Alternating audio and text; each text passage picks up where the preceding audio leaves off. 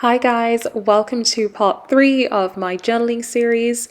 So if you haven't seen part 1 and part 2, go ahead and watch those after this, but the tips are not in any particular order, so feel free to finish this one first. So another type of journaling that we can do is reprogramming some of the beliefs that we have. This takes some awareness. You're going to obviously have to kind of sit down and think through the beliefs that you carry around a certain thing and work actively to change those beliefs. So that's where the journaling comes in. It's literally writing down the things that you believe and then writing down things that you could believe instead that would support where you want to go.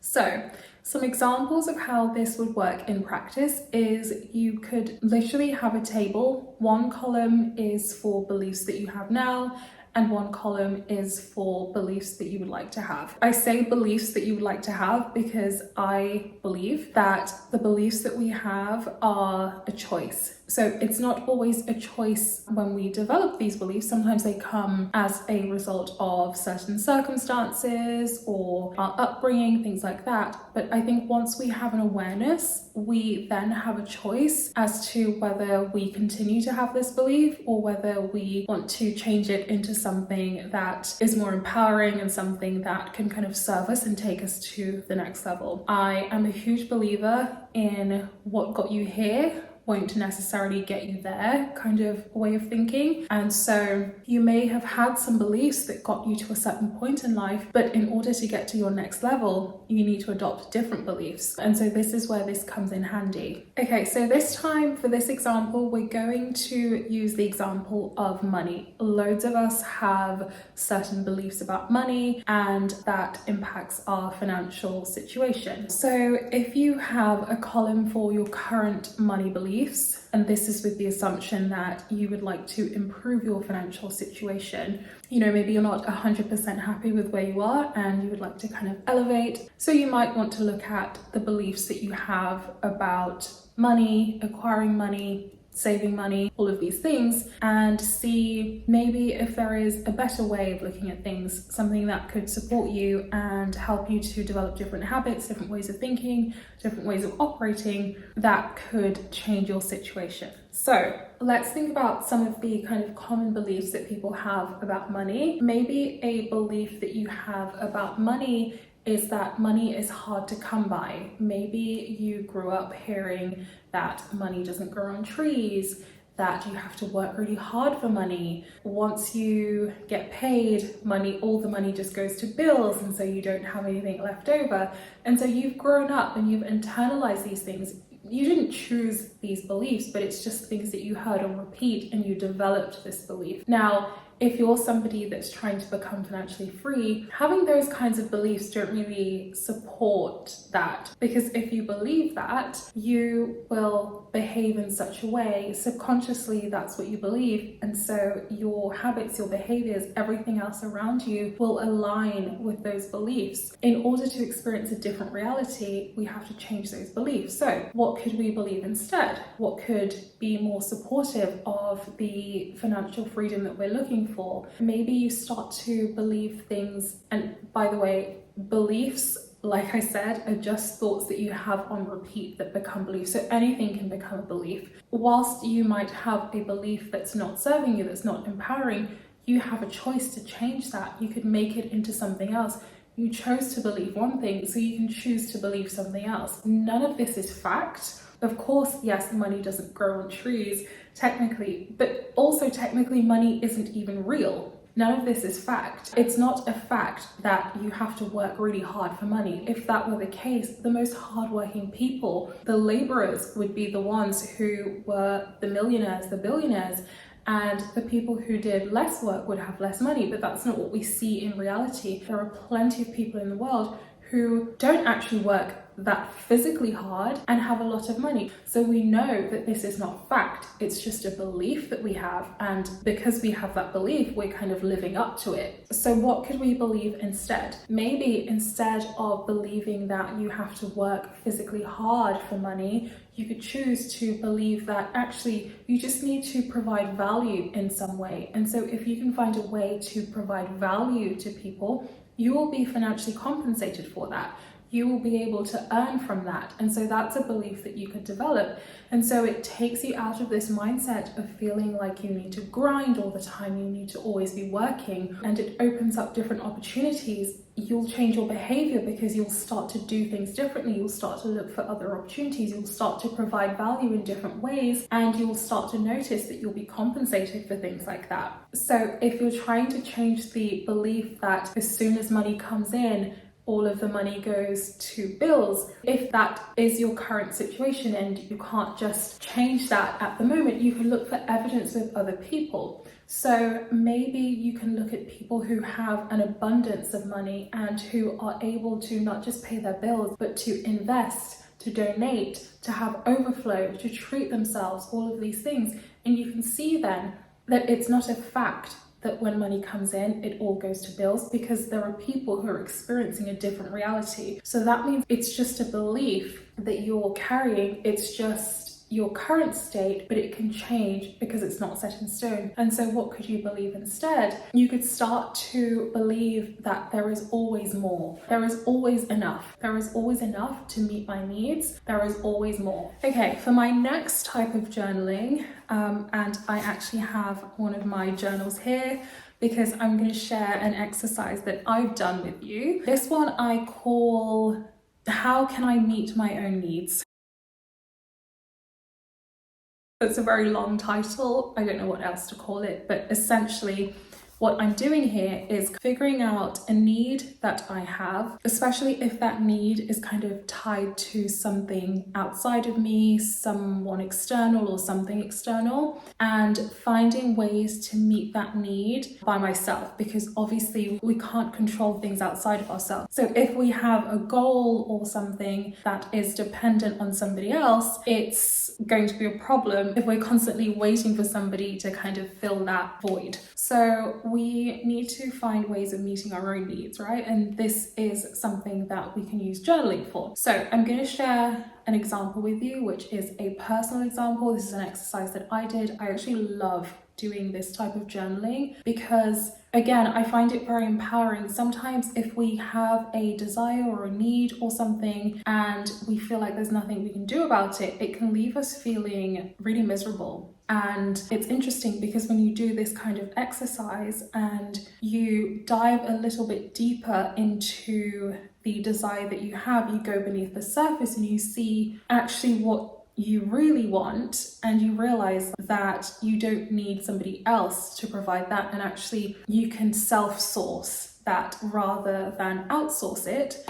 Then it's really empowering because it's within your control. If you outsource your happiness and your needs to other people, then you're always vulnerable because things could change. Whereas if you're kind of self-sourcing your needs and you're fueling yourself and you're meeting all of your needs, then if somebody else or something else comes along, of course that's great, it adds to it, but it also means that if that then goes away, you're absolutely fine, you're self-sufficient, and you'll be fine because you're not reliant on somebody else. So this is absolutely one of my favorite tools. I find it one of the most effective, one of the most transformative, one of the most empowering. I can't get enough of this, and I use it for various areas of my life. Whenever I feel like there's something that I want in life or there's something that I'm seeking, I try to dive a little bit deeper, try to understand the reasons I want those things, try to understand how I can give that to myself, how I can provide that in different ways.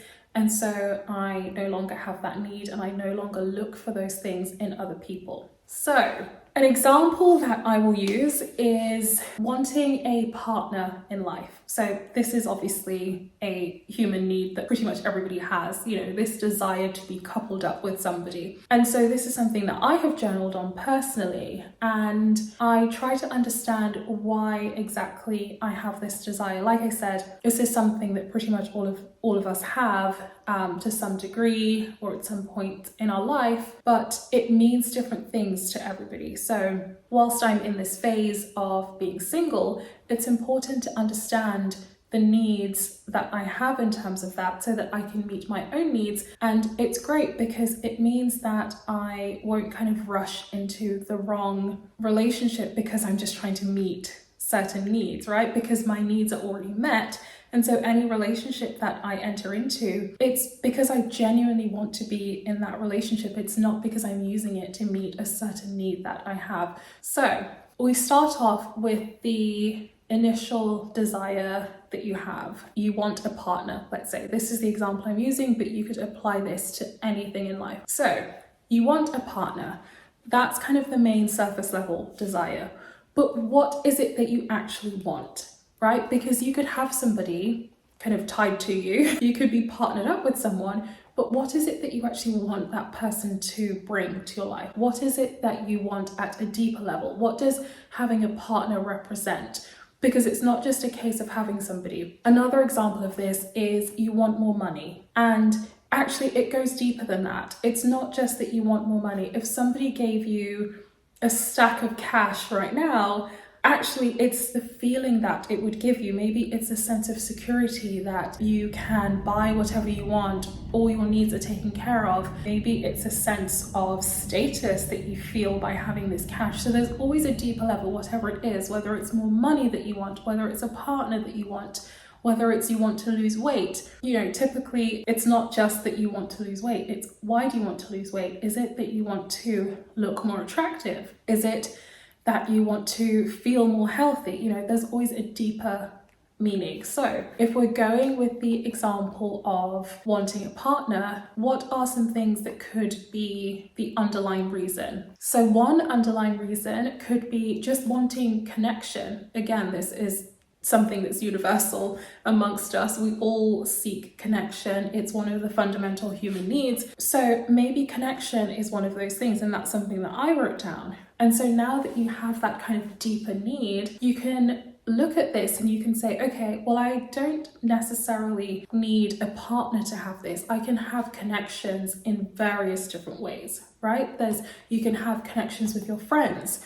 You can have connections with your family. There's lots of different ways to have connections, and so it's not dependent on simply having this person. If your goal ultimately is to have better, stronger, more meaningful connections, you don't need to wait on a partner, or you don't need to put all of that pressure on a partner that comes into your life to give you all of the connection that you need, because we need lots of different connections anyway, right? Another way that you could build connection is maybe you develop a spiritual practice. Maybe you are religious and you have a connection to whoever it is that you worship. There's lots of ways that you can feel more connected and feel less alone. I just love doing this kind of practice because it just opens up your mind. Often I think we can be very narrow-minded. We want a certain thing and we think we can only get it in one way. But when you do this kind of exercise, it really opens you up because you get to the root of what you really want and you see that there are several other ways that you can get that thing. And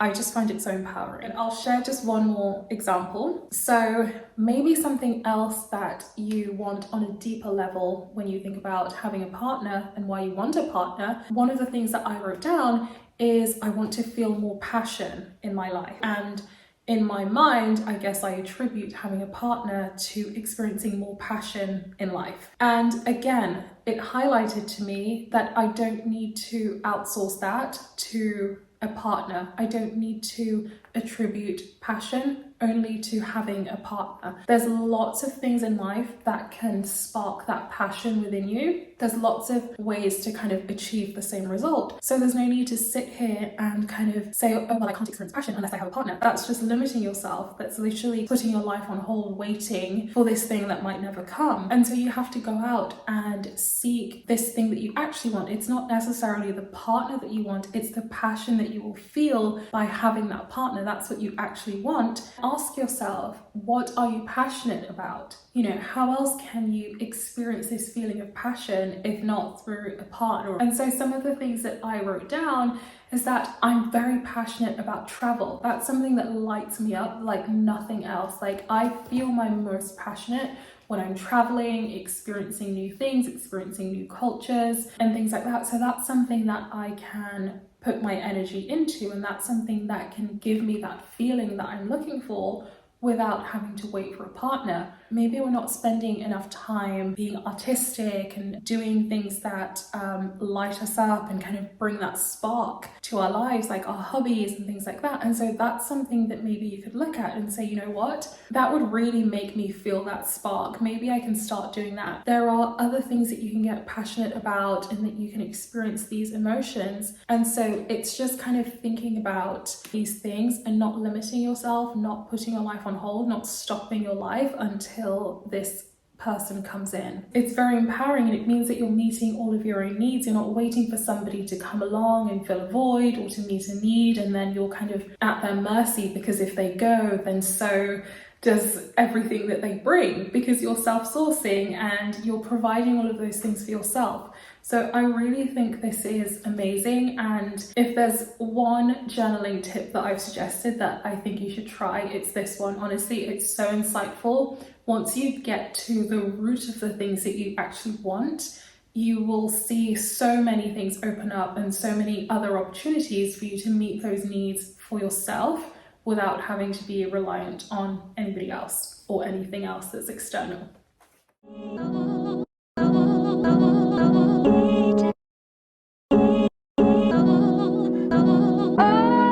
I feel like a problem. I feel